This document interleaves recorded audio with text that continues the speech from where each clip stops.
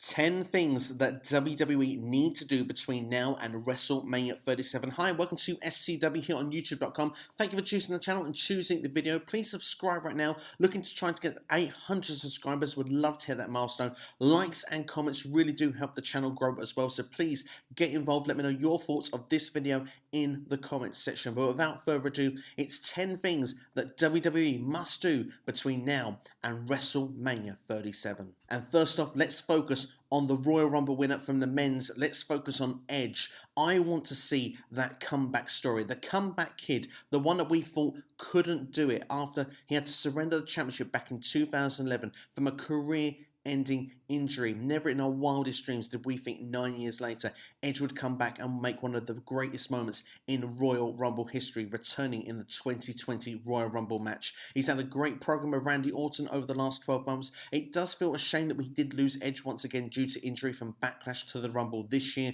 but Edge is back and you can see a difference. There's a fire in the eyes of Edge. Some fantastic promos. He went into the Royal Rumble at number 1 and came out victorious at the end of it.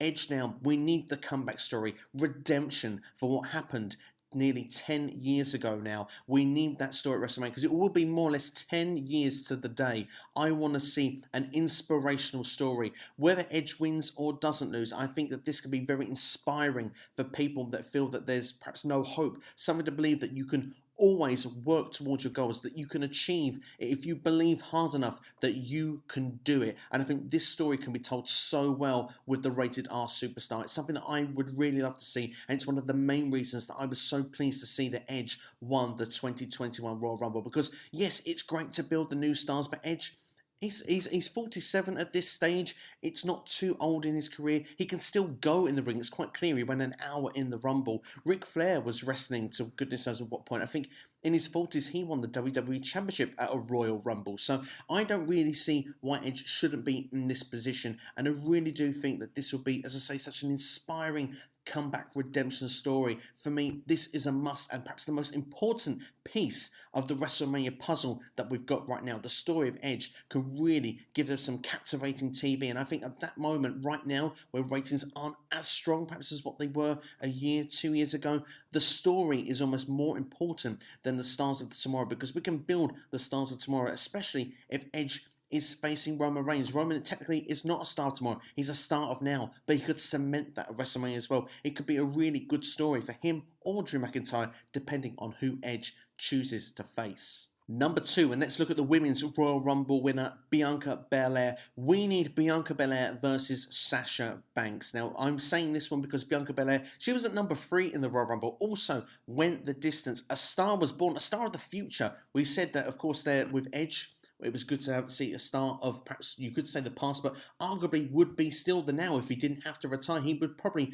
still be there like Randy Orton has been for all of these years. Bianca Belair is different. She is a star for the future, and we did such a great build of Bianca Belair at the Royal Rumble. WWE deserve a lot of praise for what they did with her and Rhea Ripley in that Royal Rumble. But Bianca Belair was the winner. She's the one with the title shot, and for me, it's important she remains on SmackDown taking on Sasha Banks. It's number 1. It's the match that people want. I think that people will be much more in favour of seeing Bianca versus Sasha than Bianca versus Asuka. Number 2, there are so many women on Monday Night Raw right now, and the SmackDown female roster, there isn't so many there. So if Bianca Belair, who has been built into a ready-made star, was to move to Monday Night Raw at this point, it would leave a big hole in SmackDown's female roster. So for me, it's very important that Bianca stays on SmackDown. We get the dream match of her against Sasha Banks. I think this is what a lot of people want to see. So for me, this is important that we get Bianca versus Sasha at WrestleMania.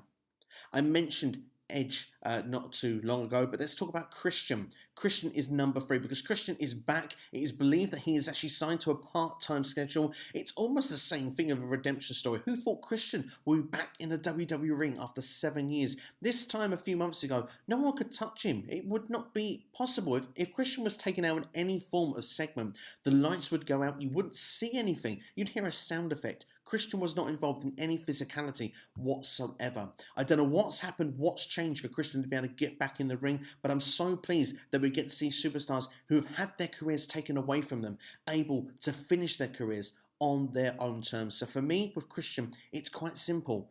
It's what he always says in his catchphrase of what he wanted. It's one more match. We need one more match for Christian at a WrestleMania. I have a feeling Christian wasn't on Raw this week. I have a feeling he could be on the SmackDown roster. Perhaps there will be a few of the younger talents there, which will be very suitable to take on Christian at WrestleMania in a one-on-one environment. Of course, if Christian was to go on Raw on a later date, I personally would love to see him against AJ Styles. I just think that would be quite a good match to see. AJ is also a very safe worker. You can get the best out of both of these superstars. They both look amazing in the ring, so I think that that would be a fantastic dream match to see. But as I say, I think at this point, I wouldn't be surprised if Christian was to be on SmackDown.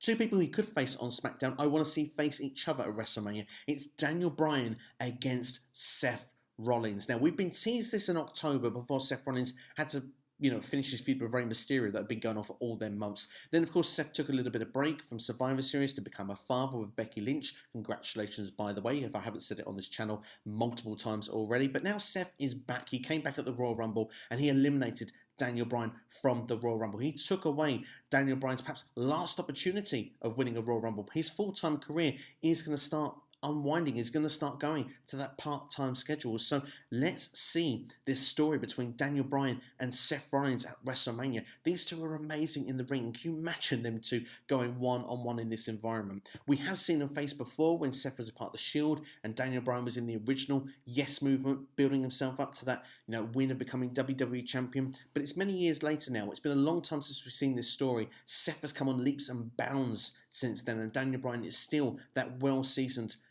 performer that we're used to seeing from Daniel Bryan. I think these two would be a mega money match for WrestleMania 37. This, for me, needs to go down.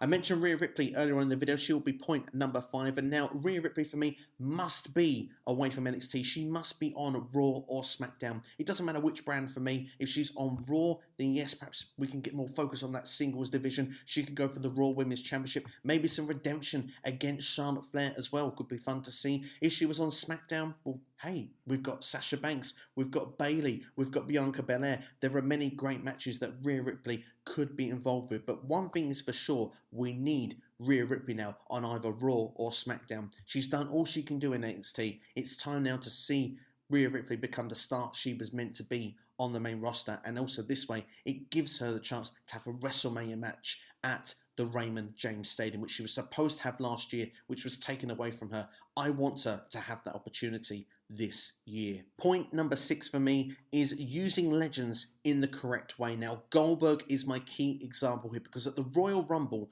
Goldberg was used to absolute perfection. And for me, Goldberg, this was his best performance in a WWE ring since WrestleMania 33. That's right, I'm talking 4 years since I've not seen a performance like that from Goldberg. It was the right way to use him. It was, going to the limits that we know Goldberg has, because perhaps at this point Goldberg can't go like he did in the 90s, but he put over Drew McIntyre in a big way. This was perfectly booked. It was simple and effective at the Royal Rumble. I want to see more booking like that at WrestleMania. We need to use these legends that we've got this year, and legends, if they're going to be involved at WrestleMania, we need to see a legend against a star of today or star of tomorrow, and we need those stars of today and tomorrow to pick up those victories, because the only way we are going to get future stars in WWE is if they can beat the legends of the past. And if they're coming in now and still getting those WrestleMania moments, they need to be putting over the talent of tomorrow and putting them over in a good way.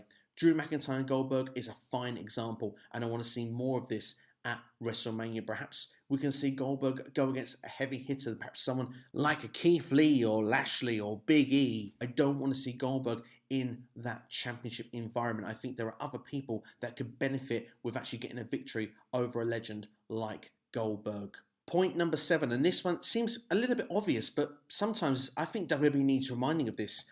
Long-term and organised booking. That's right, you need to have your planned matches set out well in advance of WrestleMania. Have your storylines at the ready. Let's have some captivating TV. Let's have some compelling storylines. Something that's going to grip us each and every week. Something that maybe comes with a cliffhanger. Something that we feel, I need to know what happens next. It sounds so simple, but sometimes I feel this is an ingredient that goes missing from WWE for large portions throughout the calendar year. It feels like a lot of things are booked either on the fly, week to week, last minute, scripts getting changed. It sounds like it's the norm in 2021 and has been the norm for quite some time. I want to go back to the old guard. I want to see more organized, long-term storylines, stuff that you say on a piece of paper, this is the card we're going to go with. Yes, we're in an uncertain time in the world right now.